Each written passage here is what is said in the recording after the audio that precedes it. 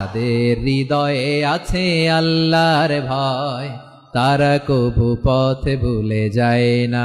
আল্লাহর প্রেম ছাড়া এই দুনিয়ায় কারো কাছে কোনো কিছু চায় না। রাতের আধারে যারা সেজদাতে রয়, দু চোখের শ্রুতে নদী যেন বয়। ছলনার হাতছানি যতই আসুক, পেছনে ফিরেও সে তাকায় না। পড়েন সবাই। যাদের হৃদয়ে আছে আল্লাহর ভয়, তারা কভু পথ ভুলে যায় না।